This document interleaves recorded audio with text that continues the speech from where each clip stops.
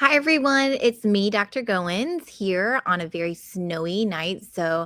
I'm in Chesapeake, Virginia, and we have had, I think, about 3 or 5 inches of snow. Anyways, it was more snow than we're used to. We've actually we're going on our third snow day tomorrow, which for me, it doesn't matter because my micro school is only a Monday through Thursday option. But I've been slacking a little bit. I've promised you 30 days of video content, and I am a girl that is good to her promise and word. But I've had to kind of figure out new ways to get the videos done because we are preparing to open a new learning center actually by next Saturday. And so my K5 pod is expanding and the relationship movement is on the move again. And we're really excited about it. But it calls a lot of behind the scenes work. And then the snow has kept us inside. And so there's some adjustments we had to make things happen. And so it's Thoughtful Thursday, and I put it out there if anyone had any thoughts for me, but let's face it, things have been crazy and busy on all fronts. So no harm, no foul.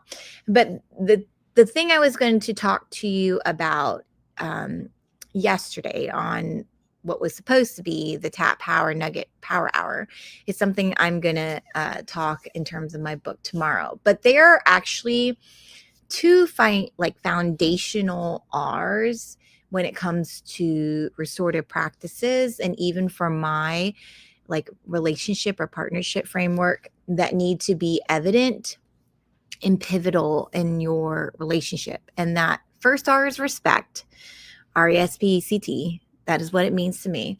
Respect needs to be present in your relationship. That's like the number one. And then responsibility is going to be present in a relationship as well, because if they really respect you, they're going to adhere for the responsibilities that the relationship calls for. And so I'm a mother of 5. So where did this come about? It's plastered in research and in restorative practices.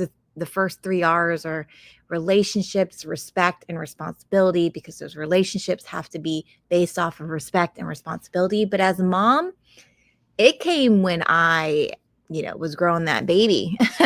It came when I delivered that baby, and that baby was my responsibility to keep alive. Like, I respected the baby's life. And so I was willing to share my body with the baby. And then after, fact, I just had my mom friend over tonight, and we were talking about how you have kind of like a PTSD vibe after you have a kid, because there's so much you sacrifice and give up, including sleep. And so it is my responsibility to put their needs first. I respect their life and, the stage of development they're in, where they require a lot out of me. And that kind of goes with any relationship. Over time, we think that people don't need us, or perhaps, I remember in our marriage at one point, my husband, when it came to the kids and then him, he was like, well, you're the adult, you can take care of yourself, but they may need me. But the truth is, we all need each other. Adults need adults, children need adults. Shoot, I need my children sometimes to remind me about what, life and hopes and dreams and freedom actually looks like. When we were born, I had that, but I got cold or calloused along the way. But I respect them. Which calls me to open my mind. It calls me to open my ears. It calls me to make space for who they are. And if I respect their life and who God's calling them to be, it means that I'm willing to adjust, encourage, and give grace and mercy when needed, when their mistakes kind of disrupt my life. Or even their wins cause me to question or reevaluate some things. And so it's all beautiful, but it all starts with respect and then responsibility, because life takes work.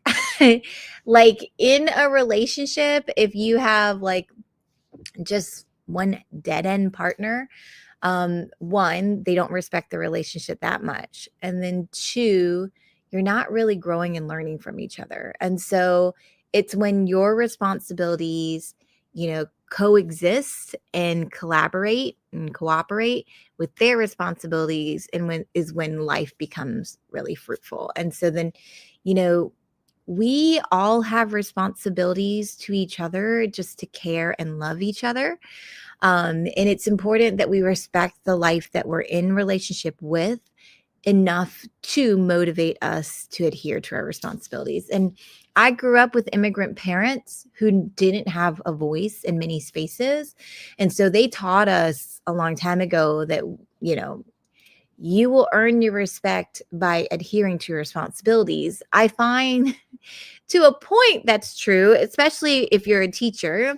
I feel like your teacher's job is to teach, your student's job is to learn, and learning and teaching both have responsibilities, and cohesively the nature of that relationship works when the teacher teaches and the student learns, and the student does the work to learn, and the teacher gives feedback on the work that's been done.